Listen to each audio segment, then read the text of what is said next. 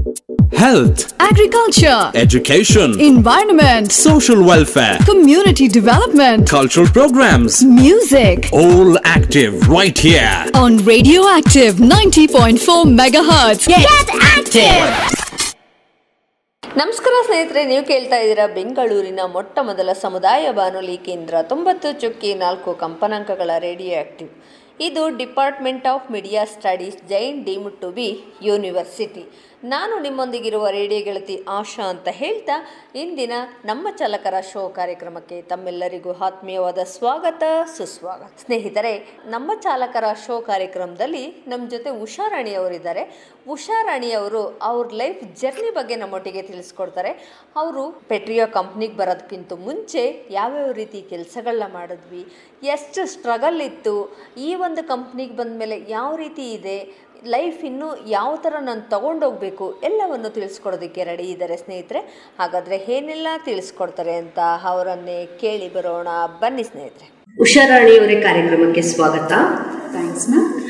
ಉಷಾರಾಣಿಯವರೇ, ಮೂಲತಃ ಯಾವ ಊರಿನವ್ರು ನೀವು? ನಮ್ಮದು ಚಿತ್ತೂರು ಡಿಸ್ಟಿಕ್ಕಿಂದ, ನಮ್ಮ ಚಿತ್ತೂರು ಡಿಸ್ಟಿಕ್ ಮತ್ತು ಅಲ್ಲಿಂದ ಒಂದು 4 hours ಜರ್ನಿ ಮಾಡಬೇಕಾಗಿದೆ ಆಂಧ್ರ ಪ್ರದೇಶದವರೆಗೆ. ಇರಬೇಕಾದ್ರೆ ನೀವು ಎಜುಕೇಷನ್ ಎಲ್ಲ ಏನು? ನಾನು ಎಜುಕೇಷನ್ ಕಂಪ್ಲೀಟ್ ಮಾಡಿರೋದು 8th ಮುಗಿಸಿದ್ದೀನಿ. 9th ಹೋಗಿದ್ದಾಗ ಆಮೇಲೆ ಮನೆಯಲ್ಲಿರೋ ಪರಿಸ್ಥಿತಿ ಇದಾಯಿತು, ಸೊ ಅಲ್ಲಿಗೆ ಸ್ಟಾಪ್ ಮಾಡಿದ್ದೀನಿ. 8ನೇ ಕ್ಲಾಸ್ ಅಷ್ಟೇ ಮುಗಿಸಿರೋದು. ಅದ್ರ ಮೇಲೆ ಮಾಡೋಕ್ಕಾಗಿರಲಿಲ್ಲ. ಅಂದರೆ ಯಾಕೆ, ಏನಾಯಿತು? ಫ್ಯಾಮಿಲಿ ಪ್ರಾಬ್ಲಮ್ಸ್ ಏನೇ, ತಂದೆಗೆ ಸ್ವಲ್ಪ ಹುಷಾರಿಲ್ಲದೆ ಆಯಿತು. ಸೊ ಹಂಗಾಗಿ ಕಂಟಿನ್ಯೂ ಮಾಡೋಕ್ಕಾಗಿರಲಿಲ್ಲ ನಾನು ಅದನ್ನು. ಈಗ ಆಸೆ ಇದೆ, ಮುಂದಕ್ಕೆ ಓದ್ತೀನಿ ಅನ್ನೋ ಆಸಕ್ತಿನೂ ಇದೆ. ಬಟ್ ಈಗ ನನಗೆ 2 ಮಕ್ಕಳಾಗಿದ್ದಾರೆ. 2 ಮಕ್ಕಳಾಗಿ ಇಬ್ರು BCA ಓದ್ತಾ ಇದ್ದಾರೆ. ಹೌದು, ಯಾಕಂದ್ರೆ ನಾನು ಓದಕ್ಕಾಗಿರ್ಲಿಲ್ಲ. ಸೊ ಅದಕ್ಕಾಗಿ ನಾವೇನು ಪೂರೈಸಕ್ ಆಗಿರ್ಲಿಲ್ವೋ ಅದನ್ನ ನಮ್ಮ ಮಕ್ಕಳ ಇದರಲ್ಲಿ ಪೂರೈಸಬೇಕು ಅಂತ ಹೇಳ್ತಾರಲ್ವ. ಸೊ ಅದಕ್ಕಾಗಿ ನಾನು ಏನು ಅವ್ರಿಗೆ ಫೋರ್ಸ್ ಏನು ಮಾಡಲ್ಲ, ಅವರು ಏನ್ ಮಾಡ್ಬೇಕು ಅನ್ಕೊಂಡಿದಾರೋ ಅದನ್ನ ಮಾಡಿಸ್ತಾ ಇದ್ದೀನಿ ಅಷ್ಟೇ. ಬಟ್ ಇಬ್ರು, ನಮ್ಮ ಮಗನ ಹೆಸರು ಜಯಪ್ರಕಾಶ್ ಅಂತ, ಅವನು BCA ಓದ್ತಾ ಇದ್ದಾನೆ. ನನ್ನ ಮಗಳ ಹೆಸರು ಹೇಮಲತಾ ಅಂತ, ಅವರು BCA ಓದ್ತಾ ಇದ್ದಾರೆ. ದೊಡ್ಡ ಮಕ್ಕಳಿದ್ದಾರ ನಿಮಗೆ? ಮದುವೆ ಆಗಿದ್ದು ಸ್ವಲ್ಪ, ಅಂದ್ರೆ ನಾವು ಹಳ್ಳಿ ಕಡೆ ಅವರಲ್ವಾ, ಸ್ವಲ್ಪ ಬೇಗ ಮದುವೆ ಆಗಿದೆ. ಸೊ ನಿಮ್ಮನ್ನ ನೋಡಿದ ತಕ್ಷಣ ಇನ್ನೂ ಮದುವೆನೇ ಆಗಿಲ್ಲ. ಅದು ಕೆಲವು ಜನ ಹೇಳ್ತಾರೆ, ಮಕ್ಕಳು ಜೊತೆಯಲ್ಲಿ ಬಂದ್ರೆ ನಿಮ್ಮ ಅಕ್ಕನ ಅಂತ ಹೇಳೋರು ಇದ್ದಾರೆ. ಕಾಲೇಜು ಈ ಮೀಟಿಂಗ್ಸ್ ಏನಾದ್ರು ನಡೆದು ಅಂದ್ರೂ ಸೇಮ್ ಅದೇ ತರ ಬರುತ್ತೆ ನನಗೆ. ತುಂಬಾ ಕಡೆ ಈ ತರ ಕಾಂಪ್ಲಿಮೆಂಟ್ ಬಂದಿದೆ ಅಂತ ಹೇಳ್ಕೋಬಹುದು. ಯಾಕಂದ್ರೆ ನೋಡೋದಕ್ಕೆ ಚಿಕ್ಕವಳಾಗಿ ಕಾಣಿಸ್ತೀನಿ ಏನೋ ಗೊತ್ತಿಲ್ಲ. ಬಟ್ ನನಗೆ 39 years ಆಗಿದೆ ಈಗ. 39 ಆಗಿದೆ. ಆಲ್ಮೋಸ್ಟ್ 40 years ಕಂಪ್ಲೀಟ್ ಆಗಬೇಕಾಗಿದೆ. ಸೊ ಹಂಗೆ ಎಲ್ಲರೂ ಹೇಳೋದುಂಟು, ಇಷ್ಟು ವಯಸ್ಸು ನಿಮಗೆ ಇಷ್ಟು ದೊಡ್ಡ ಮಕ್ಕಳಿದ್ದಾರೆ ಅಂತ ಹೇಳ್ಬಿಟ್ಟು. ಅದೊಂಥರ ಕಾಂಪ್ಲಿಮೆಂಟ್ ಆಗೇ ತಗೋತೀನಿ. ಬಟ್ ಓವರ್ ಕಾನ್ಫಿಡೆನ್ಸ್ ಬೇಡ ಅಂತಾರಲ್ಲ, ಅವಾಗ ನಾನು ಹೇಳ್ತೀನಿ ಇವರು ನನ್ನ ಮಕ್ಕಳು, ಇವರು ಈಗ ಓದ್ತಾ ಇದ್ದಾರೆ, ನನಗೆ ಖುಷಿ ಆಗುತ್ತೆ. ನಾನು ಓದಕ್ಕಾಗಿರ್ಲಿಲ್ಲ, ಸೊ ಅವ್ರನ್ನ ಓದಿಸ್ತಾ ಇದ್ದೀನಿ. ಅವರು ನನ್ನ ಮಕ್ಕಳನ್ನು ಸಹ ಹೇಳೋದುಂಟು, ಏನಂದ್ರೆ ನಮ್ದು ಎಜುಕೇಶನ್ ಆಗಿದ್ಮೇಲೆ ನಾನು ನಿಮ್ಮನ್ನ ಓದಿಸ್ತೀನಿ ಅಂತ ಹೇಳ್ತಾರಲ್ವ, ಅದು ಖುಷಿ ನಮ್ಗೆ ಕೊಡುತ್ತೆ, ತುಂಬಾನೇ ಖುಷಿ ಆಗುತ್ತೆ. ಸೊ ಅವ್ರ ಎಜುಕೇಶನ್ ಫಸ್ಟ್ ಆಗ್ಲಿ ಅಂತ ಹೇಳ್ಬಿಟ್ಟು ಅವ್ರಿಗೋಸ್ಕರ ನಾನು ಈಗ ದುಡಿತಾ ಇದ್ದೀನಿ. ಸುಮಾರು ಎಷ್ಟು ವಯಸ್ಸಿಂದ ದುಡಿಯಕ್ಕೆ ಸ್ಟಾರ್ಟ್ ಮಾಡಿದೆ? ಮಕ್ಕಳು ಯಾವಾಗ ಸ್ಕೂಲ್ಗೆ ಹೋಗೋದಕ್ಕೆ ಶುರು ಮಾಡಿದ್ರಲ್ವ, ಅವಾಗಿಂದನೂ ಶುರು ಮಾಡಿದ್ದೆ ಕೆಲಸ. ಬಟ್ ಡ್ರೈವಿಂಗ್ ಫೀಲ್ಡ್ ಅಲ್ಲಿ ಈಗ ಬಂದಿದ್ದು 1.5 ವರ್ಷ ಆಗಿದೆ ಅಷ್ಟೇ. ಅದಕ್ಕೆ ಮುಂಚೆ ಏನು ಕೆಲಸ ಮಾಡ್ತಾ ಇದ್ದೀವಿ? ನಾನು ಟೈಲರಿಂಗ್ ಕಲ್ತಿದ್ದೀನಿ, ಎಂಬ್ರಾಯ್ಡ್ರೈ ಕಲ್ತಿದ್ದೀನಿ. ಸೊ ಮತ್ತೆ ರಿಟೇಲ್ ಅಲ್ಲಿ ಇದ್ದೆ. ಈ ಡ್ರೈವಿಂಗ್ ಫೀಲ್ಡ್ ಬರಕ್ ಮುಂಚೆ ರಿಲಯನ್ಸ್ ರಿಟೇಲ್ ಅಲ್ಲಿ ಕೆಲಸ ಮಾಡ್ತಿದ್ದೆ. ರಿಲಯನ್ಸ್ ರಿಟೇಲ್ ಅಂದ್ರೆ ಒಂದು 4 years ಕೆಲಸ ಮಾಡಿದ್ದೀನಿ. ಅಲ್ಲಿ ಹೇಗಿತ್ತು ಕೆಲಸ? ಅಲ್ಲಿ ಸೇಮ್ ಈಗ ನಾವು ಇಲ್ಲಿ ಡ್ರೈವಿಂಗ್ ಫೀಲ್ಡ್ ಅಲ್ಲಿ ಹೆಂಗೆ ಒಂದು 10 ಜನ ಹೆಣ್ಣು ಮಕ್ಕಳು ಎಲ್ಲ ಸೇರಿ ಹೆಂಗೆ ಖುಷಿಯಾಗಿದ್ದೀವಲ್ವ, ಪ್ರತಿಯೊಬ್ಬರದ್ದು ಒಬ್ಬರಿಂದ ಒಬ್ಬರು ಹಂಚ್ಕೊಳ್ಳೋದು. ಸರಿ, ಅವರು ಈಗ ನನಗೆ ಎಲ್ಲ ಗೊತ್ತಿರುತ್ತೆ ಅಂತ ನಾನು ತಿಳ್ಕೊಳಕ್ ಆಗಲ್ಲ. ಯಾಕಂದ್ರೆ ಒಬ್ಬರಿಂದ ಕಲಿಯೋದು ತುಂಬಾನೇ ಇರುತ್ತೆ. ಸೊ ಅದರಿಂದ ಒಬ್ರು ಮಾತಾಡುವಾಗ ಅವ್ರ ಹತ್ರ ನಾವು ಕಲ್ತ್ಕೊಳ್ಳೋದು ಉಂಟು, ನಮ್ಮಿಂದ ಅವರು ಕಲಿಯೋದು ಉಂಟು. ಸೊ ಪ್ರತಿಯೊಂದು ಫೀಲ್ಡಲ್ಲಿನೂ ಸೇಮ್ ಅದೇ ಥರನೇ ರಿಟೇಲಲ್ಲಿನೂ ಸಹ 10 ಜನ ಎಷ್ಟು ಒಂದು 15-20 ಜನ ಇದ್ರು ಒಂದೇ ರಿಟೇಲಲ್ಲಿ. ಸೊ ಎಲ್ಲನೂ ಗಂಡು ಮಕ್ಕಳು ಹೆಣ್ಣು ಮಕ್ಕಳು ಅನ್ನೋ ಕೆಲವರು ಭೇದ ತೋರಿಸ್ತಾರೆ. ಆ ಥರ ನಮಗೆ ಭೇದ ಇಲ್ಲದೆ ಇರೋದ್ರಿಂದ ನಾವು ಮಿಂಗಲ್ ಆಗ್ತೀವಿ. ಈಗ ರಿಟೇಲ್ ಅಂತ ಹೇಳಿದ್ರಿ, ಯಾವ ತರ ವರ್ಕ್ ಇತ್ತಲ್ಲಿ? ಅಲ್ಲಿ ನಮಗೆ ಸೇಲ್ಸ್ ಎಕ್ಸಿಕ್ಯೂಟಿವ್ ಅಂದರೆ ನಮಗೆ ಒಂದು ಸೆಕ್ಷನ್ ಕೊಡ್ತಿದ್ರು. ಆ ಸೆಕ್ಷನ್ ಅಲ್ಲಿ ಪ್ರತಿಯೊಂದು ದಿವಸ ಸ್ಟಾಕ್ ಬಂದ್ರು ಅದನ್ನ ಜೋಡಿಸ್ಕೊಳ್ಳೋದಾಗ್ಲಿ, ಎಕ್ಸ್ಪೈರಿ ಚೆಕ್ ಮಾಡೋದಾಗ್ಲಿ, ಈಗ ಕಸ್ಟಮರ್ನ ಹೆಂಗೆ ರಿಸೀವ್ ಮಾಡಬೇಕು, ಅವ್ರಿಗೆ ಯಾವ ತರ ಅಪ್ರೋಚ್ ಕೊಡಬೇಕು, ನಾವು ಈ ತರ ಅಪ್ರೋಚ್ ಒಬ್ಬೊಬ್ಬರ ರೀತಿ ಒಂದೊಂದ್ ತರ ಇರುತ್ತೆ. ನಾವು ಈಗ ನಗ್ನಗ್ತಾ ಮಾತಾಡಿದ್ರೆ ಅವ್ರಿಗೂ ಖುಷಿ ಆಗುತ್ತೆ, ಅವ್ರಿಗೆ ಏನ್ ಬೇಕಾಗುತ್ತೆ. ಅದಕ್ಕೆ ಒಂದೊಂದ್ಸತಿ ರಿಟೇಲ್ ಬರೋರ್ಗು ಸಹ ಮನೆಯಿಂದ ಏನೋ ಅನ್ಕೊಂಡ್ ಬಂದಿರ್ತಾರೆ, ಇಲ್ಲಿಗೆ ಬಂದಿದ ತಕ್ಷಣ ಅವ್ರು ಮರ್ತೋಗ್ಬಿಡ್ತಾರೆ. ನಾವು ಅಪ್ರೋಚ್ ಮಾಡುವಾಗ ಹೌದು ನಾವು ಈ ತರ ಅನ್ಕೊಂಡ್ ಬಂದಿದ್ವಿ ಅಂತ ಹೇಳ್ಬಿಟ್ಟು ತಗೊಂಡು ಹೋಗೋರು ಇರ್ತಿದ್ರು. ತುಂಬಾನೇ ಖುಷಿ ಆಗ್ತಿತ್ತು ಅಲ್ಲಿ ರಿಟೇಲ್ ಅಲ್ಲಿ ತುಂಬಾ ಖುಷಿ ಆಗ್ತಿತ್ತು ಕೆಲಸ ಮಾಡೋದು. ಬಟ್ ಇದೇನಂದ್ರೆ ಡ್ರೈವಿಂಗ್ ಫೀಲ್ಡ್ ಬಂದಿದ್ದ ಕಾರಣ ಏನಂದ್ರೆ ನಮ್ಮ ತಂದೆನೂ ಸಹ ಡ್ರೈವರೇ. ಸೊ ಮಗುವಿಂದ ನಮ್ಮ ತಂದೆನ ನೋಡಿ ನೋಡಿ ಅಭ್ಯಾಸ ಆಗಿದೆ ಅಲ್ವಾ, ನಮಗೂ ಡ್ರೈವಿಂಗ್ ಕಲಿಬೇಕು ಅನ್ನೋ ಒಂದು ಮೈಂಡಲ್ಲಿ ಇತ್ತು. ಸೊ ಹಂಗಾಗಿ ಡ್ರೈವಿಂಗ್ ಕಲಿತು ಈಗ ಡ್ರೈವಿಂಗ್ ಫೀಲ್ಡ್ ಬಂದಿದ್ದೀನಿ. ಓಕೆ, ಆದ್ರೆ ನಿಮ್ಗೆ ತುಂಬಾ ಇಂಟ್ರೆಸ್ಟ್ ಇತ್ತು ಡ್ರೈವ್ ಮಾಡೋದು? ತುಂಬಾನೇ ಇಂಟ್ರೆಸ್ಟ್ ಇತ್ತು. ಮತ್ತೆ ಇನ್ನೊಂದು ಕಾರಣ ಇದೆ, ಇದು 1 ಲೀಟರ್ ಬಾಟಲ್ ಸೇಲ್ ಮಾಡೋದ್ರಿಂದ ₹1 ಆರ್ಮಿ ವೆಲ್ಫೇರ್ ಫಂಡ್ ಹೋಗುತ್ತೆ ಅಂತ ಹೇಳಿದಾರಲ್ಲ. ನನ್ನ ಸೋದರ ಮಿಲಿಟರಿಯಲ್ಲಿ ಇದ್ದಿದ್ದವರು, ಬಾರ್ಡರ್ ಅಲ್ಲಿ ಇದ್ದಿದ್ದವರು BSF ಅಲ್ಲಿ. ಸೊ ಅವ್ರು ಈಗ ಇಲ್ಲ, ತೀರೋಗಿದ್ದಾರೆ ಆಕ್ಸಿಡೆಂಟ್ ಅಲ್ಲಾಗೆ. ಸೊ ಅದು ಮಿಲಿಟರಿ ಅನ್ನೋ ಒಂದು ಇದು ಅಪ್ರೋಚ್ ಇದೆ ನೋಡಿ, ಅದೂ ನಮ್ಗೆ ಒಂಥರ ಹತ್ರ. ನಮ್ದು ಅನ್ನೋ ಒಂದು ಖುಷಿ, ನಮ್ಮ ದೇಶ ಕಾಯೋರ್ಗೆ ನಾವು ಮಾಡ್ತಾ ಇದೀವಿ. ಈಗ ನಮ್ಮ ಅಣ್ಣ ಅವ್ರಿಗೆ ಹೆಂಗೆ ಅವ್ರಿಗೆ ಇದು ಬರುತ್ತಲ್ವ, ಅವರು ವೈಫ್ಗೆ ಹೆಂಗೆ ಬರ್ತಾ ಇದೆ, ಅದೇ ತರ ನಾವು ದುಡ್ದಿದ್ರಲ್ಲಿ ಹೋಗುತ್ತೆ ಅಂದ್ರೆ ನಮ್ಗೆ ತುಂಬಾನೇ ಖುಷಿ ಕೊಡ್ತಾ ಇದೆ. ಅಂದ್ರೆ ನಿಮ್ಮ ಒಂದು ಫಂಡು ಮಿಲಿಟರಿ ಅವರಿಗೆ ಆರ್ಮಿ ವೆಲ್ಫೇರ್ ಫಂಡ್ ಹೋಗುತ್ತೆ. 1 ಲೀಟರ್ ಬಾಟಲ್ ಸೇಲ್ ಮಾಡೋದ್ರಿಂದ ₹1 ಆರ್ಮಿ ವೆಲ್ಫೇರ್ ಫಂಡ್ ಹೋಗುತ್ತೆ. ನೀವು ಸೇಲ್ ಮಾಡೋದ್ರಿಂದ? ಹೌದು. ಅದು ಎಲ್ಲೋ ಒಂದ್ ಕಡೆ ಖುಷಿ ಇದೆ, ಅದು ತುಂಬಾನೇ ಖುಷಿ ಆಗುತ್ತೆ. ಯಾಕಂದ್ರೆ ನಮ್ಮ ತಂದೆಯವರು ಡ್ರೈವರ್ ಆಗಿದ್ದರಿಂದ ಡ್ರೈವರ್ ಆದೆ. ನಮ್ಮ ಅಣ್ಣ ಬಾರ್ಡರ್ ಮಿಲಿಟರಿಯಲ್ಲಿ ಕೆಲಸ ಮಾಡ್ತಾ ಇದ್ದಿದ್ದ ಕಾರಣಕ್ಕೆ ಅದು ಅವರು ತೀರೋಗಿದ ಮೇಲೆ ಅವ್ರಿಗೆ ಪೆನ್ಷನ್ ಅಂತ ಬರುತ್ತಲ್ವಾ ವೈಫ್ಗೆ. ಸೊ ಅದೇ ತರ ನಾವು ಏನಾದ್ರು ಮಾಡ್ಬೇಕು ಅನ್ನೋ ಒಂದು ಈ ಖುಷಿಯಲ್ಲಿ ಈ ಫೀಲ್ಡ್ಗೆ ಬಂದಿರೋದು. 2 ಕಾರಣ. ಓಕೆ, ನಿಮಗೆ ಈಗ ESI PF ಎಲ್ಲ ಇದೆಯಾ? ಹೌದು, ESI ಇದೆ, PF ಇದೆ, ಮತ್ತೆ ಹೆಲ್ತ್ ಕಾರ್ಡು ಸಹ ಮಾಡಿಸ್ಕೊಡ್ತೀನಿ ಅಂತ ಹೇಳ್ತಾ ಇದ್ದಾರೆ. ಮಾಡಿಸ್ತೀನಿ, ಅದು ಪಕ್ಕ ಆಗಿದೆ.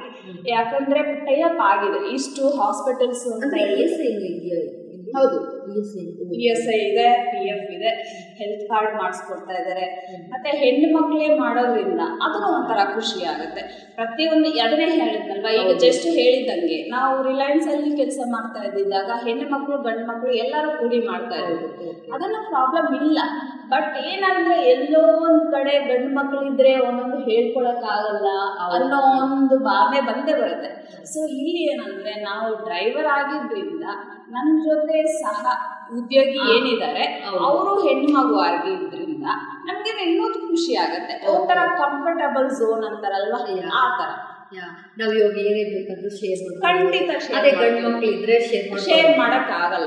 ಪ್ರತಿಯೊಂದನ್ನು ಶೇರ್ ಮಾಡ್ಬೇಕಂದ್ರೆ ಹೆಣ್ಣು ಮಕ್ಕಳ ಜೊತೆ ಶೇರ್ ಮಾಡೋದಕ್ಕೆ ಸಂಕೋಚ ಪಡಲ್ಲ ಅಲ್ವಾ.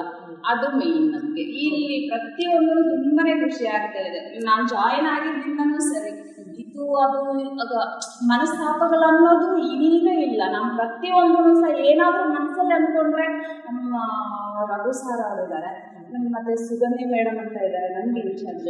ಸೊ ಅವ್ರ ಹತ್ರ ಹೇಳ್ಕೊಡೋದು ಸಂಕೋಚ ಪಡ್ಬೇಕಾಗಿದ್ದ ಅವಶ್ಯಕತೆನೇ ಇಲ್ಲ. ಓಕೆ ಉಷಾರಾಣಿ ಅವರೇ, ಈಗ ನೀವು 1.5 ವರ್ಷ ಆಯಿತು ನಾನು ಡ್ರೈವಿಂಗ್ ಫೀಲ್ಡ್ ಬಂದು ಅಂತ ಹೇಳಿದ್ರಿ, ಯಾವ ರೀತಿ ಕಲಿತ್ರಿ? ಡ್ರೈವಿಂಗ್ ಸ್ಕೂಲ್ಗೆ ಹೋಗಿ ಕಲ್ತಿದ್ದು, ಬಟ್ ಸ್ವಲ್ಪ ಗ್ಯಾಪ್ ಬಂದಿತ್ತು ನನಗೆ. ಯಾಕಂದರೆ ಡ್ರೈವಿಂಗ್ ಕಲಿತೆ, ಬಟ್ ಯಾವ ಥರ ಫೀಲ್ಡ್ಗೆ ಹೋಗಬೇಕು ಅನ್ನೋ ದಾರಿ ನಮಗೆ ಹೇಳ್ಕೊಡೋರು ಇರಲಿಲ್ಲ. ನಮ್ಮ ತಂದೆ ಡ್ರೈವರ್ ಆದ್ರೂ ಸಹ ಅವ್ರಿಗೆ ಹೆಣ್ಣು ಮಕ್ಕಳು ಡ್ರೈವಿಂಗ್ ಹೋಗೋದು ಅದೆಲ್ಲ ಅವ್ರಿಗೆ ಇಷ್ಟ ಆಗಿರಲಿಲ್ಲ. ನಮ್ಗೆ ಇಷ್ಟ ಆಯ್ತು, ನಮ್ಮ ತಂದೆದು ನಾವು ನೋಡಿ ಕಲಿಬೇಕು ಅನ್ನೋ ಒಂದು ಆಸೆ ಇತ್ತು. ಅದರಿಂದ ಈಗ ಒಂದು ಡ್ರೈವಿಂಗ್ ಕಲಿತೆ, ಒಂದು ಜಾಗದಲ್ಲಿ ಕಾರನ್ನು ಓಡಿಸ್ತಿದ್ದೆ. ಒಂದು 3-5 ತಿಂಗಳು ತನಕ ಕಾರ್ ಓಡಿಸಿದ್ದೀನಿ. ಬಟ್ ಅವ್ರು ಆಮೇಲೆ ಬೇರೆ ಕಡೆ ಸಿಗ್ತಾರೆ. ಸೊ ಅದರಿಂದ ಮತ್ತೆ ಕಂಟಿನ್ಯೂಸ್ಲಿ ರಿಟೈಲ್ ಅಲ್ಲಿದ್ದೆ. ಸೊ ಒಂದು 6-7 ಮಂತ್ಸ್ ಗ್ಯಾಪ್ ಬಂದ್ಬಿಟ್ಟು ಡ್ರೈವಿಂಗ್ ಇದಕ್ಕೆ. ಸೊ ಸಡನ್ ಆಗಿ ಗಾಡಿ ತೆಗೆದ್ರೆ ಆಗಲಿಲ್ಲ ನನಗೆ. ಮತ್ತೆ ಇದು ಪೆಟ್ರಿ ಅಂತ ಕಂಪನಿಗೆ ಬಂದಿದ್ಮೇಲೆ ಅವರು ನಮಗೆ ಮತ್ತೆ ಪುನಃ ಹೇಗೆ ಪರಿಚಯ ಆಯಿತು ಈ ಪೆಟ್ರಿಯಾ ಕಂಪನಿ? ಫೇಸ್ಬುಕ್ಕಲ್ಲಿ ನೋಡಿದ್ದು ನಾನು. ಫೇಸ್ಬುಕ್ಕಲ್ಲಿ ನೋಡಿ ಬಂದಿದ್ದು. ಅದೇ ಡ್ರೈವರ್ಸ್ ಬೇಕಾಗಿದ್ದಾರೆ, ಡ್ರೈವಿಂಗ್ ಹೇಳ್ಕೊಟ್ಟು ಮತ್ತೆ ನಿಮಗೆ ಉದ್ಯೋಗ ಕೊಡ್ತೀವಿ ಅಂತ ಹೇಳಿದ್ರು. ಸೊ ಅದೊಂದು ಅಡ್ವಾಂಟೇಜ್, ನಿಜವಾಗ್ಲೂ ತುಂಬಾನೇ ಅಡ್ವಾಂಟೇಜ್ ನಮಗೆ. ಯಾಕಂದ್ರೆ ಈಗ ಎಷ್ಟೋ ಜನ ಇರ್ತಾರೆ, ಈ ಬೇರೆಯವ್ರ ಪರಿಸ್ಥಿತಿ ಬೇಡ, ನನ್ನ ಪರಿಸ್ಥಿತಿನೇ ತಗೊಳ್ಳಿ, ನಾನು ಒಬ್ಳೇನೆ ದುಡಿಬೇಕು. ಸೊ ನಮ್ಮ ಮಕ್ಕಳು ಇಬ್ರು ಓದ್ತಾ ಇದ್ದಾರೆ. ಜಾಸ್ತಿ ಅನ್ನೋದಕ್ಕಿಂತ ಇಷ್ಟು ಅಂತ ಬಂದ್ರೆ ಒಂದು 15,000-20,000 ಒಳಗಡೆ ಬಂದ್ರೇನೆ ನಮ್ಗೆ ಬೇಕಾಗುತ್ತೆ ಅಷ್ಟು. ಬಟ್ ರಿಟೇಲ್ ಅಲ್ಲಿ ಅಷ್ಟು ಬರ್ತಾ ಇರ್ಲಿಲ್ಲ. ಎಷ್ಟೋ ಕಷ್ಟ ಪಡ್ಕೊಂಡು ಜೀವನ ನಡೆಸ್ತಾ ಇದ್ವಿ. ಸೊ ಈ ತರ ಫೇಸ್ಬುಕ್ ಅಲ್ಲಿ ಒಂದು ಆ್ಯಡ್ ಮಾಡಿ ಅವ್ರಿಗೆ ಕಾಲ್ ಮಾಡಿ ಬಂದಿದ್ದಕ್ಕೆ ಮತ್ತೆ ಅವ್ರು ನೋಡಿದ್ರು, ನಮ್ಮನ್ನು ಟೆಸ್ಟ್ ಮಾಡಿದ್ರು, ಇಲ್ಲ ಅಂತ ಹೇಳಲ್ಲ, ಟೆಸ್ಟ್ ಮಾಡಿ ಇಲ್ಲ ನಿಮ್ಗೆ ಇನ್ನೂ ಟ್ರೈನಿಂಗ್ ಬೇಕಾಗಿದೆ ಅಂತ ಹೇಳಿ ಮತ್ತೆ ಡ್ರೈವಿಂಗ್ ಸ್ಕೂಲ್ಗೆ ಕಳಿಸಿ ಮತ್ತೆ ಅವರು ಟಾಟಾ ಎಸ್ ಏನಿದೆ ಅವರು ಅದರಲ್ಲಿನೂ ಟ್ರೈನಿಂಗ್ ಕೊಟ್ಟು ಈಗ ಲೈನ್ಗೆ ಹೋಗೋ ಥರ ಆಗಿದೆ. ಓಕೆ, ತುಂಬ ಖುಷಿ ಇದೆಯಾ ನಿಮಗೆ ಡ್ರೈವಿಂಗ್ ಫೀಲ್ಡ್? ತುಂಬಾನೇ ಖುಷಿ ಆಯಿತು. ಯಾಕಂದ್ರೆ ಈ ತರ ಒಂದು ಪ್ಲಾಟ್ಫಾರ್ಮ್ ಯಾರು ಸಿಗಲ್ಲ ನನಗೆ ಗೊತ್ತಿರೋ ಪ್ರಕಾರ. ಹೌದು, ಯಾರೇ ಆದ್ರೂ ನೀವು ಎಲ್ಲೇ ಆದ್ರೂ ಹೋಗಿ, ಕ್ಯಾಬ್ಗಾದ್ರೂ ಹೋಗಿ, ಯಾವುದಕ್ಕಾದ್ರೂ ಹೋಗಿ, ನಾವೇ ಡ್ರೈವಿಂಗ್ ಹೇಳ್ಕೊಟ್ಟು ನಿಮ್ಗೆ ಗಾಡಿ ಕೊಟ್ಟು ನಿಮ್ಮನ್ನ ಫೀಲ್ಡಿಗೆ ಇಳಿಸ್ತೀವಿ ಅನ್ನೋರು ಇದುವರೆಗೂ ಬಂದಿಲ್ಲ. ಎಸ್, ಹೇಳ್ಬೇಕಂದ್ರೆ ಫಸ್ಟ್ ಅಂತಾನೆ ಹೇಳ್ಬೋದು. ನಾನ್ ನೋಡಿರೋ ಪ್ರಕಾರ ಯಾರನ್ನು ಅವರೇ ಕೆಲವು ಕ್ಯಾಬ್ಗಳಲ್ಲಿ ಸಿಗಬಹುದು ಆ ಥರ, ಅಂದರೆ ಕಂಪನಿಗಳು ಓಲಾ, ಊಬರು ಆ ಥರ. ಬಟ್ ಈ ಥರ ಕಂಪನಿಗಳು ಸಿಗೋದು ಕಷ್ಟ. ಇದು ಫಸ್ಟ್ ಟೈಮು ನಾನು ಕೂಡ ಕೇಳ್ತಾ ಇರೋದು. ತುಂಬಾ ಸಕ್ಸಸ್ ಆಗಲಿ ಅಂತ ನಾನು ಕೂಡ ಹೇಳಿದ್ದೆ. ಈಗ ನೀವು ಡ್ರೈವಿಂಗ್ ಮಾಡಬೇಕಾದ್ರೆ ನಿಮಗೆ ಸ್ಟಾರ್ಟಿಂಗಲ್ಲಿ ಎಂಥವ್ರಿಗೂ ಭಯ ಅನ್ನೋದಿರುತ್ತೆ. ಯಾಕಂದರೆ ಎಲ್ಲೋ ಒಂದು ಕಡೆ ತುಂಬ ದಿವಸಗಳ ಹಿಂದೆ ಗಂಡ್ಮಕ್ಳು ಮಾತ್ರ ಈ ಡ್ರೈವಿಂಗ್ ಫೀಲ್ಡು ಅಂತ ಒಂದು ಸೀಮಿತ ಇತ್ತು. ಈಗ ಇತ್ತೀಚಿನ ದಿನಗಳಲ್ಲಿ ಹೆಣ್ಮಕ್ಳು ಸರಿಸಮ ಅಂತ ತೋರಿಸ್ಕೊತಿದ್ದಾರೆ. ಅದರಲ್ಲಿ ನಿಮ್ಮ ಒಂದು ಪಾತ್ರ ಯಾವ ರೀತಿ ಇದೆ? ಅಂದರೆ ನೀವು ಸ್ಟಾರ್ಟಿಂಗ್ ಏನಾದರೂ ಹೆದರ್ಕೊಂಡ್ರ ಅಥವಾ ಇಲ್ಲ ಧೈರ್ಯ ಇದೆ ನನಗೆ ಅನ್ನಿಸ್ತಾ, ಯಾವ ರೀತಿ ಇತ್ತು ನಿಮ್ಮ ಮೂಲಕ ಹೇಳೋದಾದ್ರೆ ಹೆಣ್ಮಕ್ಳಿಗೆ? ಒಂದು ಅದೇ ಭಯ ಅನ್ನೋದು ಡ್ರೈವಿಂಗ್ ಫೀಲ್ಡಿಗೆ ಬರಬೇಕು ಅಂತ ಇದ್ದಿದ್ದಾಗ ನನಗೆ ಭಯ ಅಂತೂ ಇದ್ದೇ ಇರಲಿಲ್ಲ. ಸೊ ನಮ್ಮ ತಂದೆನ ನೋಡಿ ನಾನು ಡ್ರೈವಿಂಗ್ ಕಲ್ತಿದ್ದೀನಿ ಅಂತ ಹೇಳಿದ್ನಲ್ಲ. ಸೊ ಅದು ಚಿಕ್ಕ ವಯಸ್ಸಿನಿಂದ ನನ್ನ ಮೈಂಡಲ್ಲಿ ಇತ್ತು, ನಾನು ಡ್ರೈವಿಂಗ್ ಕಲಿಬೇಕು ಅನ್ನೋದು. ಸೊ ಅದು ಭಯ ಅನ್ನೋದು ಇರಲಿಲ್ಲ. ಆಮೇಲೆ ಈಗೇನಂದರೆ ಈ ಥರ ಅಪ್ರೋಚ್ ಬಂದಿದ್ದಾಗ ನಾವು ಮಾಡ್ಬೋದು ಅನ್ನೋ ಕಾನ್ಫಿಡೆಂಟಲ್ಲಿ ಬಂದು ಇಳಿದಿರೋದಲ್ವಾ, ತುಂಬಾ ಖುಷಿ ಆಗುತ್ತೆ.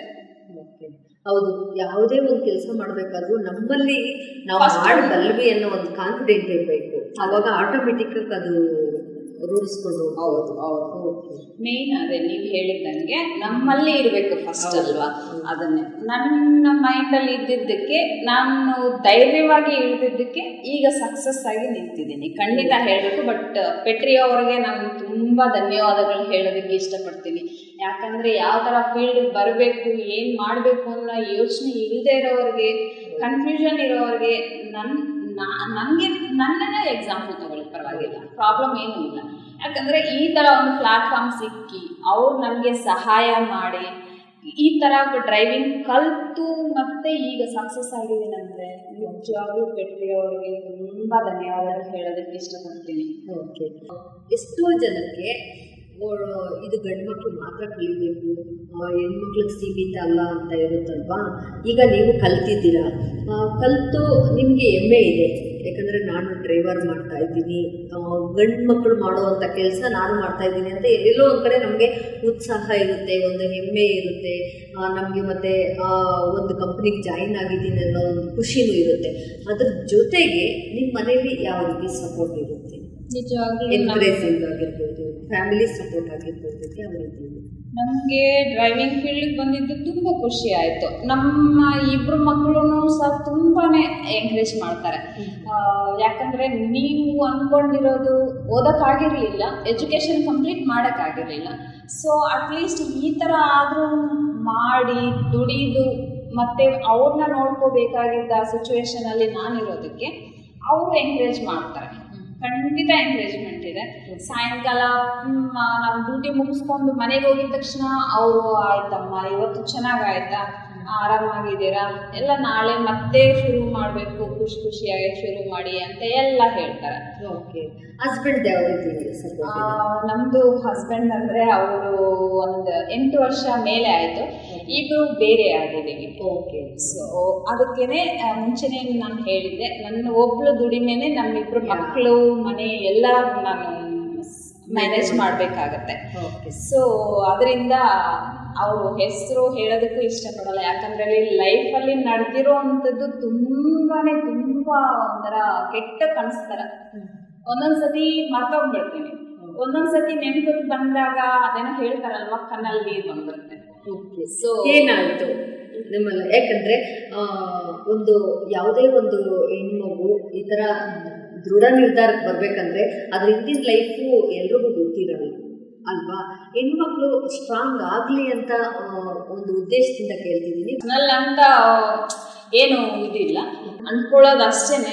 ಬಟ್ ಡೀಪಾಗಿ ಒಳಗಡೆ ಹೋಗಿದ್ದಾಗ ಅನಿಸುತ್ತೆ ನಮ್ಮ ಲೈಫಲ್ಲಿ ಎಷ್ಟೆಲ್ಲ ನಡೆದಿರುತ್ತೆ. ಇನ್ನೊಬ್ರಿಗೆ ಹೇಳಿದ ತಕ್ಷಣ ಅವ್ರು ರಿಯಾಕ್ಟ್ ಮಾಡ್ತಾರೆ, ಓ ಇಷ್ಟೆಲ್ಲ ಕಷ್ಟಪಟ್ಟು ನೀವು ಆಚೆ ಬಂದಿದ್ದೀರಾ ಅಂತ ತಿಳ್ಕೊಳ್ಳೋರು ಇರ್ತಾರೆ. ಕೆಲವರು ಅರ್ಥ ಮಾಡ್ಕೊಳಕ್ಕಾಗಲ್ಲ. ಅರ್ಥ ಮಾಡ್ಕೊಳ್ಳೋದು ಅದೇ ಅದನ್ನೇ ಹೇಳೋದು. ಕೆಲವರು ನಾನು ಹೇಳಿದ್ದನ್ನ ಕೇಳಿಸ್ಕೊಂಡು ಸಹ ಅವ್ರು ಹೇಳೋದೇ ಒಂದು, ಓ ನಿಮ್ಮ ಜೊತೆ ಇದ್ದಿದ್ದವ್ರನ್ನೇ ನೀವು ಅರ್ಥ ಮಾಡ್ಕೊಳಕ್ಕಾಗಿಲ್ಲ, ನೀವು ಆಚೆ ಬಂದಿದ್ದೀರಾ ಅಂತ ಹೇಳೋರು ಇದ್ದಾರೆ. ಸೊ ಅದಕ್ಕೆ ನಾನು ಗೊತ್ತಿರುತ್ತೆ. ಅದೇ ಅದನ್ನೇ, ಯಾಕಂದ್ರೆ ನಾವು ಅನ್ಭವಿಸೋದು ಈಗ ನೀವು ನಾನಿದ್ದೀನಿ. ಸೊ ನೀವು ಹೇಳೋದು ನಾವು ಮೈಂಡಲ್ಲಿ ತಗೊಂಡ್ರೆ ಎಷ್ಟು ನಿಜ ಎಷ್ಟು ಸುಳ್ಳು ಅಂತ ಗೊತ್ತಾಗತ್ತೆ. ಬಟ್ ನಾನು ಮೈಂಡ್ಗೆ ತಗೊಳ್ದೇನೆ ನೀವು ಹೇಳೋದೆಲ್ಲ ಸುಳ್ಳು, ನಾನು ತಗೊಳಕ್ಕಾಗಲ್ಲ ಅಂತ ಹೇಳಿದ್ರೆ ಅದು ಏನು ಮಾಡೋಕ್ಕಾಗಲ್ಲ ಅಂತ ಪರಿಸ್ಥಿತಿ ಇದು.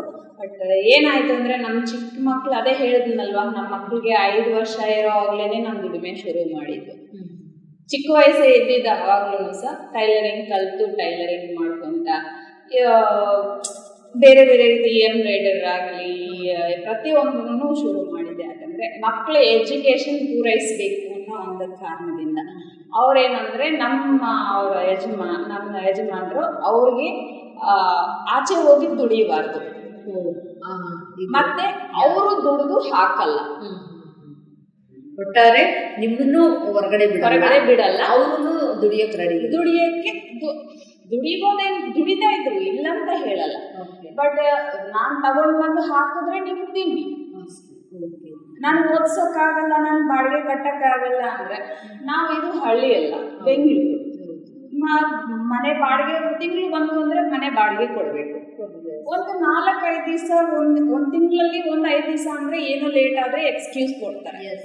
ಪ್ರತಿ ತಿಂಗಳು ಅದೇ ಮಾಡಿದ್ರೆ ನಾ ಇಲ್ಲ ಬಾಡಿಗೆ ಕಟ್ಟಕ್ಕಾಗಿಲ್ಲ, ಈ ತಿಂಗಳು ಕೊಡೋಕ್ಕಾಗಲ್ಲ, ನೆಕ್ಸ್ಟ್ ತಿಂಗಳು ಕೊಡ್ತೀನಿ ಅಂದರೆ ಅದು ಅವ್ರಿಗೆ ಗೊತ್ತಾಗ್ಬಿಡುತ್ತೆ ಆಲ್ಮೋಸ್ಟ್ ಅಲ್ವಾ. ಇವರು ದಿವಸ ಹಿಂಗೆ ತಿಂಗಳು ಇದೇ ಥರ ಮಾಡ್ತಾರೆ ಅಂತ ಹೇಳ್ಬಿಟ್ಟು ಅದೆಲ್ಲ ಕೆಲವೊಂದು ಸಿಚುವೇಶನ್ಸ್ ನೋಡಿ ನಾನು ಇಲ್ಲ, ನನ್ನ ಎಜುಕೇಷನ್ ಹೆಂಗೋ ಸ್ಟಾಪ್ ಆಗಿದೆ, ಸೊ ಅದನ್ನ ಇನ್ನೇನು ಮಾಡೋಕ್ಕಾಗಲ್ಲ ಅಂತ ಆವಾಗ ನಾನು ನಿರ್ಧಾರ ಮಾಡಿದ್ದು. ಓಕೆನಾ, ಅದಕ್ಕೆ ಇನ್ನು ನನ್ನ ಮಕ್ಕಳಾದರೂ ಓದಬೇಕು, ನಾನು ನನ್ನ ಲೈಫ್ ಹೆಂಗೋ ಮುಗೀತು ಅಂದ್ಕೊಂಡು ಅವಾಗ ಅಂದ್ಕೊಂಡಿದ್ದು. ಬಟ್ ಆಮೇಲೆ ಜೀವನದಲ್ಲಿ ಕಷ್ಟ ಬೀಳ್ತಾ ಇಷ್ಟುವರೆಗೆ ಮಕ್ಕಳನ್ನ ತಂದಿದ್ದೀನಲ್ವ, ಇವಾಗ ನನ್ನ ಮಕ್ಕಳು ಹೇಳೋದ್ರಿಂದ ನನಗೆ ಒಂಥರ ಮುಂದಕ್ಕೂ ನಾನು ಎಜುಕೇಷನ್ ಕಂಟಿನ್ಯೂ ಮಾಡ್ಬೋದು ಅನ್ನೋ ಒಂದು ಭರವಸೆ ಬಂದಿದೆ ನನಗೆ. ಸೊ ಅವ್ರು ಹಂಗ ಮಾಡ್ತಾ ಇರೋದ್ರಿಂದ ನೀನು ತಗೊಂಡ್ ಬಂದು ಹಾಕಲ್ಲ, ನೀನು ಕೆಲ್ಸಕ್ಕೆ ಹೋಗ್ಬೇಡ ಅಂದ್ರೆ ಮಕ್ಳು ಏನ್ ಮಾಡ್ಬೇಕು, ನಾವು ಊಟಕ್ಕೆ ಏನ್ ಮಾಡ್ಬೇಕಾಗಿತ್ತು, ಪ್ರತಿಯೊಂದು ಪರಿಸ್ಥಿತಿನ ನೋಡ್ಕೊಂಡು ಅದನ್ನ ಸಿಚುವೇಶನ್ ಡಿಮ್ಯಾಂಡ್ ಮಾಡಿದ್ದಕ್ಕೆ ನಾನು ಆಚೆ ಬಂದು ಕೆಲಸ ಮಾಡ್ತಾರೆ. ಓಕೆ, ನಾವು ಕೂಡ ಸ್ಟ್ರಾಂಗ್ ಆಗ್ಬೇಕಂದ್ರೆ ಎಲ್ಲನೂ ನಮ್ಮ ಜೀವನದಲ್ಲಿ ಒಂದು ಪಾಠ ಅಂತಾನೆ ಹೇಳ್ಬೋದು. ಉಷಾರಾಣಿ ಅವರೇ, ಈಗ ಸ್ಟಾರ್ಟ್ ಆದ ತಕ್ಷಣ, ಯಾಕಂದ್ರೆ ನೀವು ಡ್ರೈವರ್ ಫೀಲ್ಡ್ ಆಗಿರೋದ್ರಿಂದ ಇವಾಗ ಯಾವ ಟೈಮಿಂಗ್ಸ್ ಅನ್ನೋದು ಯಾವಾಗಲೂ ಮನೆಗೆ ಹೋಗ್ಬೋದು ಅಥವಾ ಬೇಗ ಎಮರ್ಜೆನ್ಸಿ ಇದ್ರೆ ಬರ್ಬೋದು, ಈ ಥರ ಎಲ್ಲ ಇರುತ್ತೆ. ಮಕ್ಕಳನ್ನೆಲ್ಲ ಹೆಂಗೆ ಮ್ಯಾನೇಜ್ ಮಾಡಿ ನೀವು ಈ ಒಂದು ಕೆಲಸಕ್ಕೆ ಯಾವಾಗಿಂದ ಶುರು ಆಗುತ್ತೆ ನಿಮ್ಗೆ ಸ್ಟಾರ್ಟ್? ನಮ್ಮದು ಸಿಚುವೇಶನ್ ಅದೇ ಹೇಳ್ತಾ ಇದ್ರಲ್ಲ, ಬೆಳಗ್ಗೆ ನಮ್ಮ ಮಕ್ಕಳು ಇಬ್ರು ದೊಡ್ಡವರಾಗಿರೋದ್ರಿಂದ ಇಬ್ರು ಹೆಲ್ಪ್ ಮಾಡ್ತಾರೆ. ನಾನು 3 ಜನ ನಾನೇ ಮಾಡಬೇಕು ಅನ್ನೋ ಒಂದು ಭಾವನೆ 3 ಜನದಲ್ಲಿ ಇರಲ್ಲ. ನಾವು 3 ಜನ ಹಂಚ್ಕೊಂಡು ಮಾಡ್ಕೊಳ್ಳೋದ್ರಿಂದ ಬೆಳಗ್ಗೆ 7 ಗಂಟೆಗೆ ಎದ್ರೂ ಸಹ ನಾವು ಕರೆಕ್ಟ್ ಟೈಮಿಂಗ್ಸ್ಗೆ ಅವ್ರವ್ರು ಕಾಲೇಜ್ಗೆ ಹೋಗ್ಬೇಕು ಅಂದರೆ ಕರೆಕ್ಟ್ ಟೈಮಿಂಗ್ಸ್ಗೆ ಎಲ್ಲ 3 ಜನ ಹಂಚ್ಕೊಂಡು ಅಡುಗೆ ಮಾಡೋದೊಬ್ರು, ಇವು ಮನೆಯಲ್ಲಿ ಮಾಡ್ಕೊಳ್ಳೋದೊಬ್ರು, ಒಬ್ರು ರೆಡಿ ಆಗೋದು, ಹಂಗೆ ಕರೆಕ್ಟ್ ಟೈಮಿಂಗ್ಸ್ಗೆ ಸಿಚುವೇಶನ್ ತಕ್ಕಂಗೆ ಮಾಡ್ಕೊಂಡು ಹೋಗ್ತಾ ಇರ್ತೀನಿ. ಸೊ ಹಂಗಾಗಿ ನನಗೆ ಅಷ್ಟು ಕಷ್ಟ ಅನಿಸ್ತಾ ಇಲ್ಲ. ಓಕೆ, ಸ್ಟಾರ್ಟಿಂಗ್ ಈ ಆಫೀಸಿಗೆ ಬರ್ತೀರಾ, ಸ್ಟಾರ್ಟಿಂಗ್ ಫಸ್ಟ್ ಮಾಡುವಂಥ ಕೆಲಸ ಏನು? ಆಫೀಸಿಗೆ ಬಂದ ತಕ್ಷಣ ಡ್ಯೂಟಿ ಟೈಮಿಂಗ್ಸ್ 9:30 ಅಂತ ಹೇಳ್ತಾರೆ, ಒಂದು 10-15 ಮಿನಿಟ್ಸ್ ಲೇಟ್ ಆಗೇ ಆಗುತ್ತೆ. ಓಕೆ, ಅದು ಎಲ್ಲಿಂದ ನಾವು ಬೈಕ್ನಳ್ಳಿಯಿಂದ ಇಲ್ಲಿಗೆ ರಾಜಾಜಿನಗರ ಬರ್ತೀವಿ. ಸೊ ಹಂಗಾಗಿ ಸ್ವಲ್ಪ ಲೇಟ್ ಆಗುತ್ತೆ. ಆದ್ರೂ ನಮ್ಗೆ ಬಂದಿದ್ದ ಟೈಮಿಂಗ್ಸ್ಗೆ ಬಂದಿದ ತಕ್ಷಣ ನಮ್ಗೇನು ಗಾಡಿಗಳಿವೆ ಗಾಡಿಗಳು ತೆಗಿಬೇಕು, ರೂಟ್ಗೆ ಹೋಗ್ಬೇಕು ಅಷ್ಟೇ. ಅಂದ್ರೆ ನಿಮ್ಗೆ ನೀವು ಮನೆಯಿಂದ ಬರೋಷ್ಟರಲ್ಲಿ ಇಲ್ಲಿ ಏನಾದ್ರು ಮಾಡಿದ್ರು ಈ ಕಡೆ ಹೋಗ್ಬೇಕು ಈ ಕಡೆ ಹೋಗ್ಬೇಕು ಅಂತಾರ ಏನಾದ್ರು? ಹೌದು, ನಮ್ದೊಂದು ಗ್ರೂಪ್ ಕ್ರಿಯೇಟ್ ಮಾಡಿದ್ದಾರೆ.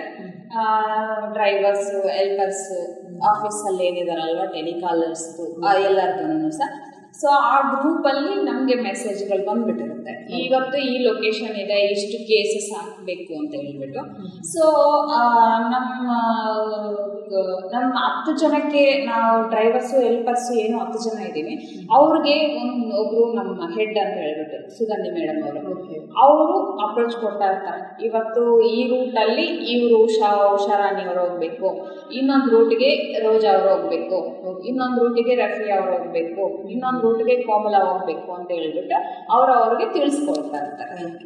ಓಕೆ, ಸುಗಂಧಿ ಅವರು ಇನ್ಚಾರ್ಜ್ ಆಗಿರೋದ್ರಿಂದ ಅವರು ನಿಮ್ಗೆ ಎಲ್ಲ ಗೈಡ್ ಮಾಡ್ತಾರೆ, ನೀವು ಅದ್ರ ಪ್ರಕಾರ ಹೋಗ್ತೀರಾ. ಈಗ ಬಂದ ತಕ್ಷಣ ಇಲ್ಲಿ ವಾಟರ್ ಬಾಟಲ್ಸ್ ಏನಿರುತ್ತೋ ಆ ಕೇಸಸ್ ಇಷ್ಟು ಅಂತ ಕೌಂಟ್ ಮಾಡ್ಕೊಂಡು ಹಾಕೊಂಡು ಹೋಗ್ತೀರಾ? ಹೌದು, ಕೌಂಟ್ ಮಾಡ್ಕೊಂಡು ನಿಮ್ಮ ಗಾಡಿಗಳಿಗೆ ಫಿಲ್ ಮಾಡ್ಕೊಂಡು ಹೋಗ್ತೀರಾ. ಹೌದು, ಇಲ್ಲಿ ಟೆಲಿಕಾಲರ್ಸ್ ಇದಾರಲ್ವಾ, ಅವರು ಸ್ಟಾಕ್ ಏನಿದೆ ವಾಟರ್ ಬಾಟಲ್ ಕೇಸಸ್ ಅದನ್ನು ತಗೊಂಡು ಬಂದು ಆಫೀಸಲ್ಲಿ ಲೋಡ್ ಮಾಡಬೇಕಂದ್ರೂ ಸರಿ, ಮತ್ತೆ ಇಲ್ಲಿಂದ ಲೋಡ್ ನಾವು ಗಾಡಿಗಳಿಗೆ ಲೋಡ್ ಮಾಡಿಸ್ಬೇಕಂದ್ರೂ ಅವರೊಂದು ಲೆಕ್ಕ ಬೇಕಲ್ವ. ಸೊ ಅವರು ತಗೋತಾರೆ, ಇಷ್ಟು ಈ ಗಾಡಿಯಿಂದ ಇಲ್ಲಿಗೆ ತಗೊಂಡು ಬಂದು ಲೋಡ್ ಮಾಡಿಸಿದ್ದಾರೆ, ಅನ್ಲೋಡ್ ಮಾಡಿದ್ದಾರೆ ಆಫೀಸಲ್ಲಿ, ಮತ್ತೆ ಆಫೀಸಿಂದ ಮತ್ತೆ ಈ ಗಾಡಿಗೆ ಇಷ್ಟು ಕೇಸಸ್ ತಗೊಂಡೋಗಿದ್ದಾರೆ ಅನ್ನೋದು ಅವರು ಕವರ್ ಮಾಡ್ಕೊತಾರೆ ಟೆಲಿಕಾಲರ್ಸ್. ಓಕೆ ಓಕೆ, ಈಗ ಉಷಾರಾಣಿ ಅವರೇ, ನೀವು ಎಲ್ಲಿ ಬೇಕಾದರೂ ಓಡಿಸೋಷ್ಟು ಖಂಡಿತ ಕಲ್ತಿದ್ದೀರ? ಖಂಡಿತ. ಓಕೆ, ಎಂತ ಲೋಡ್ ಗಾಡಿ ಕೊಟ್ಟರು ಹೋಗ್ತೀರಾ? ಅಂದ್ರೆ ಈಗ ಒಂದೇ ಸರಿ ಫಿಲ್ ಮಾಡ್ಕೊಂಡು ಹೋಗ್ತೀರಾ ಎಲ್ಲ ಏರಿಯಾಗೂ ಹೋಗ್ಬೇಕಾದ್ರೆ, ಅಥವಾ ಬಂದು ಅವ್ರಿಗೆ ಅನ್ಲೋಡ್ ಮಾಡಿಬಿಟ್ಟು ಮತ್ತೆ ಬಂದು ಏನಾದರೂ ತಗೊಂಡು ಹೋಗ್ತೀರಾ ವಾಟರ್? ಇಲ್ಲ ಮ್ಯಾಮ್, ಈಗ ಒಂದು ವೆಹಿಕಲ್ ಅಲ್ಲಿ 100 ಕೇಸಸ್, ಹಾಫ್ ಲೀಟರ್ದು ಒಂದು 100 ಕೇಸಸ್, 1 ಲೀಟರ್ದು ಒಂದು 50 ಕೇಸಸ್, 2 ಲೀಟರ್ದು ಒಂದು 10 ಕೇಸಸ್ ಹಂಗೆ ಹಾಕ್ಕೊಂಡು ರೂಟಿಂಗ್ ಕಳಿಸ್ತಾರೆ. ಒಂದು 10 ಕೇಸ್ 20 ಕೇಸ್ ಮಾತ್ರ ಲೋಡ್ ಮಾಡಿ ಕಳಿಸೋ ಅಭ್ಯಾಸ ಇಲ್ಲ ಇವರಿಗೆ. ಎಲ್ಲ ಒಂಥರ ಪಕ್ಕಾ ಪ್ಲಾನ್ ಮಾಡಿಕೊಂಡು ಇದು ಮಾಡ್ತಾರೆ. ಓಕೆ, ಊಟ ಎಲ್ಲ ಹೇಗೆ? ಅಂದರೆ ಮಧ್ಯಾಹ್ನ ನೀವು ಗಾಡಿ ಹೋಗಿದ್ದ ಜಾಗದಲ್ಲೇ ಮಾಡ್ಕೊಳ್ತೀರಾ ಅಥವಾ ಆಫೀಸಲ್ಲಿ ಬಂದು ಮಾಡ್ತೀರಾ? ಎಲ್ಲಾದ್ರೂ ಗ್ಯಾದರ್ ಆಗ್ತೀರಾ? ಇಲ್ಲ, ಆಫೀಸಿಗೆ ಬರೋ ಅಂಥದ್ದು ಇಲ್ಲ, ಎಲ್ಲ ರೂಟಿಂಗ್ ಕಳಿಸಿದ ಮೇಲೆ. ಈಗೆಲ್ಲ ಮುಂಚೆ ಅಂದರೆ ನಾವು ಆಫೀಸಿಗೆ ಬರ್ತಾ ಇದ್ದೀವಿ, ಒಗ್ಗಟ್ಟಾಗಿ ಕೂತ್ಕೊಂಡು ಊಟ ಮಾಡ್ತಿದ್ದೀವಿ. ಊಟದ ಟೈಮ್ಗೆ ಬೆಳಗ್ಗೆ ನಮ್ಮ ಮನೆಯಲ್ಲೇ ಆಗಿರುತ್ತೆ ತಿಂಡಿ, ಸೊ ಅದರಿಂದ ಬೆಳಗ್ಗೆ ಆಗಲ್ಲ, ಮತ್ತೆ ರಾತ್ರಿ ಮನೆಗೆ ಹೋಗ್ತೀವಿ, ಹಂಗಿತ್ತು. ಬಟ್ ಈಗ ರೂಟಿಂಗ್ ಕಳಿಸ್ತಾ ಇರೋದ್ರಿಂದ ಸೊ ನಾವು ಎಲ್ಲಿ ಯಾವ ಜಾಗಕ್ಕೆ ಹೋಗಿರ್ತೀವಿ ಆ ಊಟದ ಟೈಮ್ ಆಯಿತು ಅಂದರೆ ಊಟ ಅಲ್ಲೇನೆ ನಮ್ಮ ಗಾಡಿಯಲ್ಲೇನೆ ಕೂತ್ಕೊಂಡು ಮಾಡೋದು. ಅಂದ್ರೆ ಮನೆಯಿಂದ ಬಾಕ್ಸ್ ಖಂಡಿತ ನಾನಂತೂ ಆಚೆ ತಿನ್ನೋದಕ್ಕೆ ಇಷ್ಟಪಡಲ್ಲ. ಬಟ್ ಒಂದೊಂದ್ ದಿವಸ ಏನಾಗುತ್ತೆ, ನಮ್ಗೆ ಹುಷಾರಿಲ್ಲದೆ ಇರ್ಬೋದು, ನಮ್ಮ ಮಕ್ಳಿಗೆ ಹುಷಾರಿಲ್ಲದೆ ಇರ್ಬೋದು, ಅಂತ ಟೈಮಲ್ಲಿ ಬಾಕ್ಸ್ ತಗೊಂಡ್ ಬರಕ್ ಆಗಲ್ಲ. ಅದು ಯಾವತ್ತೋ ಒಂದ್ ದಿವಸ ಆಗತ್ತೆ ನಮ್ಗೆ. ಇಲ್ಲಾಂದ್ರೆ ದಿವ್ಸ ಬಾಕ್ಸ್ ತಗೊಂಡ್ ಬಂದ್ಬಿಟ್ಟು ನಾವಿಬ್ರು, ನಾನ್ ಡ್ರೈವರ್ ಇದ್ದೀನಿ, ಸೊ ಹೆಲ್ಪರ್ ಯಾರಿದ್ದಾರೆ ಅವ್ರು ನನ್ನ ಇಬ್ರು ಒಟ್ಟಿಗೆ ಹೆಂಗ್ ಕುತ್ಕೊಂಡು ಡ್ರೈವ್ ಮಾಡ್ತಾ ಇರ್ತೀನಲ್ವಾ, ಸೊ ಅದೇ ತರ ಕುತ್ಕೊಂಡು ನಾವು ಊಟ ಮಾಡ್ಕೊಂಡು ಮತ್ತೆ ಒಂದು 5 ನಿಮಿಷ ರೆಸ್ಟ್ ತಗೊಂಡು ಸೊ ಹಂಗೆ ಶುರು ಮಾಡ್ತೀವಿ. ಓಕೆ ಓಕೆ ಉಷಾರಾಣಿ ಅವರೇ, ಕೊನೆಯದಾಗಿ ಏನು ಹೇಳಕ್ಕೆ ಇಷ್ಟಪಡ್ತೀರಾ ನಿಮ್ಮ ಮೂಲಕ ಹೆಣ್ಮಕ್ಳಿಗೆ ಮೆಸೇಜ್ ಅಂತ ಕೊಡೋದಾದ್ರೆ? ಹೆಣ್ಮಕ್ಳಿಗೆ ಮೆಸೇಜ್ ಕೊಡ್ಬೇಕಂದ್ರೆ ನಿಜವಾಗ್ಲೂ ಹೇಳ್ತೀನಿ, ನಿಜವಾಗ್ಲೂ ಸಹ ನಮ್ಮ ಪರಿಸ್ಥಿತಿ ಇವತ್ತು ಹೆಂಗಿದೆ ಅಂತ ನಮಗ್ ಗೊತ್ತು, ನಾಳೆ ಹೆಂಗಿರುತ್ತೆ ಅಂತ ಯಾರಿಗೂ ಊಹಿಸೋಕ್ಕಾಗಲ್ಲ. ಅದರಿಂದ ನಾವು ಏನೇ ಆದ್ರೂ ಆಚೆ ಬಂದು ಏನು ಪ್ರಾಬ್ಲಮ್ಸ್ ಬರುತ್ತೆ ಅಂತ ಫೇಸ್ ಮಾಡಿ ಅದನ್ನ ಹೆಂಗೆ ಸಾಲ್ವ್ ಮಾಡ್ಕೋಬೇಕು ಅಂತ ತಿಳ್ಕೋಬೇಕು ಅಲ್ವಾ, ಅದು ಖಂಡಿತ ಹೆಣ್ಣು ಮಕ್ಳಿಗೆ ಇರಲೇಬೇಕು. ಯಾಕಂದ್ರೆ ಇವತ್ತು ಒಬ್ರಿದ್ದಾರೆ ನಮ್ಮ ಜೊತೆ, ಅವ್ರು ನೋಡ್ಕೊತಾ ಇದ್ದಾರೆ ಅಂತ ಹೇಳ್ಬಿಟ್ಟು ಮನೆಯಲ್ಲೇ ಇದ್ಬಿಟ್ರೆ ಸಡನ್ ಆಗಿ ಆಚೆ ಬಂದಿದ್ದಾಗ ಪ್ರತಿಯೊಂದು ಪ್ರಾಬ್ಲಮ್ನು ದೊಡ್ಡದಾಗೆ ಕಾಣಿಸುತ್ತೆ. ಹೌದು, ಅದರಿಂದ ನಾವು ಆಚೆ ಈಗಲೇ ನೀವು 20 ವರ್ಷನೂ ಆಗಿದೆಯಾ ಪರವಾಗಿಲ್ಲ, ನೀವು ಸ್ವಲ್ಪ ಆಚೆ ಬಂದು ಎಲ್ಲರ ಜೊತೆ 10 ಜನ ಇದ್ರೆ 10 ಜನನೂ ಒಂದೇ ತರ ಇರಲ್ಲ. ಒಬ್ರೊಬ್ರು ಕ್ಯಾರೆಕ್ಟರ್, ಒಬ್ರೊಬ್ರು ಅದು ಕ್ಯಾರೆಕ್ಟರ್ ಬ್ಯಾಡ್ ಆಗಿರ್ಬೋದು, ಗುಡ್ ಆಗಿರ್ಬೋದು. ಸೊ 10 ಜನನ ನೋಡುವಾಗ ನಮ್ಗೆ ಗೊತ್ತಾಗುತ್ತೆ ನಾವು ಹೆಂಗ್ ಬದುಕಬೇಕು ಅನ್ನೋದು ಅಲ್ವಾ. ನಾಳೆ ಏನಾಗುತ್ತೆ ಅಂತ ಗೊತ್ತಿಲ್ಲದೆ ಇರೋದಕ್ಕೆ ಯಾವುದಾದ್ರೂ ಸರಿ ನೀವು ಇದೇ ಡ್ರೈವಿಂಗೇ ಕಲೀರಿ ಅಂತ ನಾನು ಹೇಳಲ್ಲ. ಪ್ರತಿ ಯಾವುದೇ ಫೀಲ್ಡ್ಗೆ ಹೋಗ್ಲಿ, ನಿಮ್ ಇಷ್ಟ ಬಂದಿದ್ದ ಫೀಲ್ಡ್ಗೆ ಹೋಗಿ, ನಿಮ್ಗೆ ಏನು ಆಸಕ್ತಿ ಇರುತ್ತೋ ಅದು ಆಸಕ್ತಿ ಇರೋ ಫೀಲ್ಡ್ಗೆ ಹೋಗಿ ನೀವು ಚೆನ್ನಾಗಿ ಕಲೀರಿ. ನೀವು ಕಲಿತು ಇನ್ನೊಂದು 4 ಜನಕ್ಕೆ ಸ್ಫೂರ್ತಿಯಾಗಿ, ಅವಾಗ ಇನ್ನೂ 4 ಜನ ಇದ್ದಾರೆ ಅಂದ್ರೆ ಅವಾಗ ಬೇರೆ ಫ್ಯೂಚರಲ್ಲಿ ಬರೋ ಅಂಥ ಸಮಸ್ಯೆಗಳನ್ನ ನಾವು ಫೇಸ್ ಮಾಡೋ ಅಂಥ ಏನು ಕಾನ್ಫಿಡೆನ್ಸ್ ಇರಬೇಕು ನಮಗೆ ಮೇನ್ ಅಲ್ವಾ. ಅದು ಖಂಡಿತ ಪ್ರತಿಯೊಬ್ಬ ಹೆಣ್ಣು ಮಕ್ಕಳಿಗೂ ಬೇಕು ಅಂತ ಹೇಳ್ಬಿಟ್ಟು ನಾನು ಎಲ್ಲಾನು ಪ್ರಾರ್ಥನೆ ಮಾಡ್ತೇನೆ. ಓಕೆ ಉಷಾರಾಣಿ ಅವರೇ, ಯಾಕಂದ್ರೆ ಹೆಣ್ಮಕ್ಳಿಗೆ ಒಂದು ಕಿವಿ ಮಾತು ಅಂತ ಒಂದು ತುಂಬಾ ಅರ್ಥಪೂರ್ಣವಾಗಿ ಹೇಳಿದ್ರಿ. ಯಾಕಂದ್ರೆ ಈಗ ಎಷ್ಟೋ ಜನ ಹೆಣ್ಮಕ್ಳನ್ನ ಸೂಸೈಡ್ ಮಾಡ್ಕೊಳ್ಳೋದು ನೋಡಿದ್ದೀವಿ. ಲೈಫಲ್ಲಿ ಏನಾದರೂ ಪ್ರಾಬ್ಲಮ್ಸ್ ಬಂತು ಅಂದ್ರೆ ಏನೋ ಇನ್ಮೇಲೆ ನಾವು ಲೈಫು ಲೀಡ್ ಮಾಡೋದಕ್ಕೆ ಆಗೋದೇ ಇಲ್ಲ ಅನ್ನೋದನ್ನ ನೋಡಿದ್ದೀವಿ. ಹಾಗಾಗಿ ನಿಮ್ಮ ಲೈಫಲ್ಲಿ ಎಲ್ಲ ಏಳು ಬೀಳುಗಳನ್ನ ದಾಟಿ ಇಲ್ಲಿವರೆಗೂ ಬಂದಿದ್ದೀರಾ, ಮುಂದೆ ಕೂಡ ಹೋಗ್ತೀರಾ ಅಂತ ನಾನು ಕೂಡ ಹೇಳ್ತಾ ಇಷ್ಟೆಲ್ಲ ಮಾಹಿತಿ ತಿಳಿಸ್ಕೊಟ್ಟಿದ್ದಕ್ಕೆ ಧನ್ಯವಾದಗಳು. ನಿಮಗೂ ಸಹ ಧನ್ಯವಾದಗಳು ಮ್ಯಾಮ್. ಓಕೆ, ಕೇಳಿದ್ರಲ್ಲ ಸ್ನೇಹಿತರೆ, ಇದುವರೆಗೂ ನಮ್ಮ ಜೊತೆ ಉಷಾರಾಣಿಯವರು ಸಾಕಷ್ಟು ಒಂದು ಮಾಹಿತಿಗಳನ್ನು ತಿಳಿಸ್ಕೊಟ್ರು. ನಾನು ಕೇವಲ 8ನೇ ತರಗತಿ ಓದಿ ಬ್ಯಾಂಗ್ಳೂರಿಗೆ ಬಂದಾಗ ನನಗೆ ಎಲ್ಲೋ ಒಂದು ಕಡೆ ತುಂಬ ಚಾಲೆಂಜಿಂಗ್ ಆಗಿತ್ತು. ಯಾಕಂದರೆ ನಾನು ಬೆಳೆದಂಥ ರೀತಿ, ಕಷ್ಟಪಟ್ಟಂತಹ ದಿನಗಳು ಎಲ್ಲ ನೆನೆಸ್ಕೊಂಡು ನಾನು ಎಲ್ಲೋ ಒಂದು ಕಡೆ ಸ್ಟ್ರಾಂಗ್ ಆದೆ ಅಂತಲೇ ಹೇಳ್ಬೋದು. ಆ ಒಂದು ಕಾರಣಕ್ಕೋಸ್ಕರ ನನಗೆ ಎಜುಕೇಷನ್ ಇಲ್ಲ ಅಂದರೂ ಪರವಾಗಿಲ್ಲ, ನನ್ನ ಮಕ್ಕಳಿಗೆ ಎಜುಕೇಷನ್ ಮಾಡಿಸ್ಬೇಕು ಅನ್ನೋ ಒಂದು ಥಾಟ್ ಇಟ್ಕೊಂಡು ನಾನು ಈ ಒಂದು ಡ್ರೈವಿಂಗ್ ಫೀಲ್ಡನ್ನು, ಮತ್ತು ನನಗೂ ಕೂಡ ತುಂಬ ಆಸಕ್ತಿ ಇತ್ತು, ನಾನು ಡ್ರೈವರ್ ಆಗಬೇಕು ಅಂತ. ಆ ಒಂದು ಉದ್ದೇಶದಿಂದ ನಾನು ಡ್ರೈವರ್ ಆಗಿ ಕಾರ್ಯವನ್ನು ನಿರ್ವಹಿಸೋದಕ್ಕೆ ಶುರು ಮಾಡಿದೆ. ನನ್ನ ಮಕ್ಕಳನ್ನು ಕೂಡ ಎಲ್ಲೋ ಒಂದು ಕಡೆ ತುಂಬ ಚೆನ್ನಾಗಿ ಓದಿಸ್ಬೇಕನ್ನೋ ಒಂದು ಆಸೆ ನನ್ನಲ್ಲಿ ತುಂಬಾ ಕಾಡ್ತಾ ಇತ್ತು. ಆ ಒಂದು ಕಾರಣಕ್ಕೂ ಕೂಡ ಬೇರೆ ಕೆಲಸಗಳನ್ನೆಲ್ಲ ಮಾಡ್ತಾ ಇದ್ದೆ, ಬಟ್ ಅಷ್ಟು ನನಗೆ ಅಮೌಂಟು ಸಿಗ್ತಾ ಇರಲಿಲ್ಲ. ಆ ಒಂದು ಕಾರಣಕ್ಕೆ ಇದು ಡ್ರೈವಿಂಗ್ ಫೀಲ್ಡಲ್ಲಿ ನನಗೆ 25,000ದಿಂದ 30,000 ಸಿಗುತ್ತೆ ಅನ್ನೋ ಒಂದು ಉದ್ದೇಶದಲ್ಲಿ ನಾನು ಭರವಸೆ ಇಟ್ಕೊಂಡು ಈ ಒಂದು ಡ್ರೈವಿಂಗ್ ಫೀಲ್ಡ್ಗೆ ಬಂದಿದ್ದೀನಿ ಅಂತ ತಿಳಿಸ್ಕೊಟ್ರು ಸ್ನೇಹಿತರೆ. ಹಾಗೆ ಪೆಟ್ರಿಯಾ ಕಂಪ್ನಿಗೆ ಸೇರಿದಾಗಿಂದ ಏನೆಲ್ಲ ವ್ಯವಸ್ಥೆಗಳಿದೆ ಮತ್ತು ಇಲ್ಲಿನ ಅನುಕೂಲಗಳೇನು ಎಲ್ಲವನ್ನು ನಮ್ಮೊಟ್ಟಿಗೆ ತಿಳಿಸ್ಕೊಟ್ಟಂತಹ ಉಷಾರಾಣಿಯವರಿಗೆ ಧನ್ಯವಾದಗಳನ್ನು ಹೇಳ್ತಾ ಈ ಕಾರ್ಯಕ್ರಮ ಮುಗಿಸೋಣ. ಈ ಕಾರ್ಯಕ್ರಮ ನಿಮಗೆ ಇಷ್ಟ ಆಗಿದೆ ಅಂತ ನಾನು ಭಾವಿಸ್ತಾ, ನಿಮಗೆ ಇಷ್ಟ ಆಗಿದ್ದಲ್ಲಿ ನಮ್ಮ ಒಂದು ಫೇಸ್ಬುಕ್, ಇನ್ಸ್ಟಾಗ್ರಾಮ್, ಟ್ವಿಟ್ಟರ್ ಹಾಗೆ ಸೌಂಡ್ಕ್ಲೌಡ್ ಆ್ಯಪ್ ಮೂಲಕ ಕಮೆಂಟನ್ನು ತಿಳಿಸಿ. ಹಾಗೆ ರೇಡಿಯೋ ಆಕ್ಟಿವ್ 90.4 ಮೆಗಾಹರ್ಟ್ಸ್ ಕಾರ್ಯಕ್ರಮ ಫೇಸ್ಬುಕ್ ಪೇಜನ್ನು ಫಾಲೋ ಮಾಡಿ ಅಂತ ಹೇಳ್ತಾ ಧನ್ಯವಾದಗಳೊಂದಿಗೆ ನಾನು ನಿಮ್ಮ ರೇಡಿಯೋ ಗೆಳತಿ ಆಶಾ. ಮುಂದಿನ ಕಾರ್ಯಕ್ರಮದಲ್ಲಿ ಭೇಟಿಯಾಗೋಣ. Health, agriculture, education, environment, social welfare, community development, cultural programs, music. all active right here On Radio Active 90.4 megahertz. Get active!